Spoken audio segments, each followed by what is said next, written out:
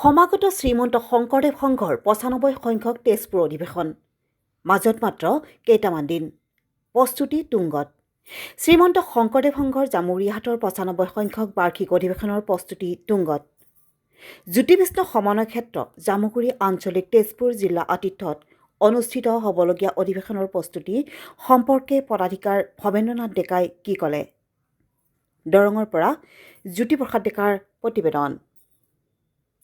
অধিৱেশন অনন্য অধিৱেশন হ'ব। তাত পূৰ্বৰ সকলো অভিলেখ ভংগ হ'ব।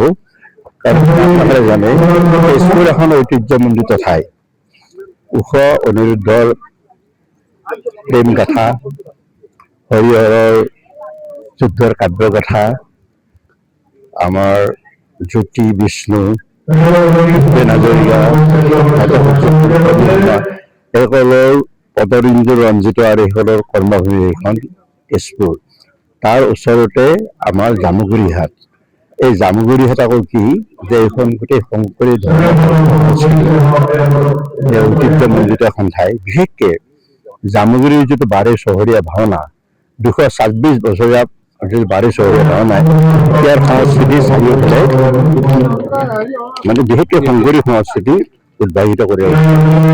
এনেকুৱা এখন ঐতিহ্যমণ্ডিত স্থানত ইয়াৰ ক্ষেত্ৰখনৰ স্থলীত নাম দিয়া হৈছে দুগৰাকী আমাৰ পূৰ্বপুৰুষ জ্যোতি বিষ্ণু সমন্বয় ক্ষেত্ৰ। পূৰ্বপুৰুষ অসমীয়া সাহিত্যৰ দুজন নক্ষত্ৰ উজ্জ্বল নক্ষত্ৰ সাহিত্য সংস্কৃতিৰ ক্ষেত্ৰত তেখেতসকলৰ নামেৰে নামাংকিত এইটো অনুষ্ঠানটোত যি ধৰণৰ প্ৰস্তুতি তেখেতসকলে কৰিছে চালে চকুৰে উঠিব যে নামঘৰ বনাই শেষ কৰিলে আৰু বাঁহ বেত বেৰিনা এইবিলাকে খেৰেৰে যে প্ৰকাণ্ড ৪০০ ফুট দীঘল ১৩০০ ২০০ ফুট বহল লগা বনাইছে আৰু ২০০ ফুট দীঘল ৬০ বহলকে ২০০ আমাৰ শিবিৰ বনাইছে চালে জাতি বনাই নিবিহিগে সকলো মানুহে আগ যোগান দিছে। গতিকে আমি যে মহা অধিৱেশন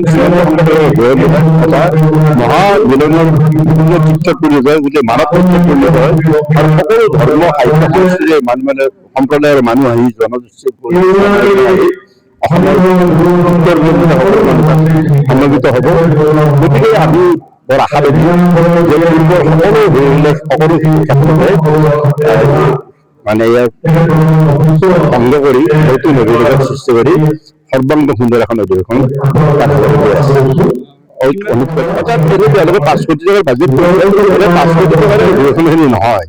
কিন্তু আমি জানো যে আমাৰ জনপ্ৰিয় আমাৰ যিখন চৰকাৰ থাকে ৰাইজৰ চৰকাৰ জাতীয় চৰকাৰৰ তৰফৰ পৰা তেওঁলোকে কৰিব পৰা আমাৰ অসমীয়া জাতিৰ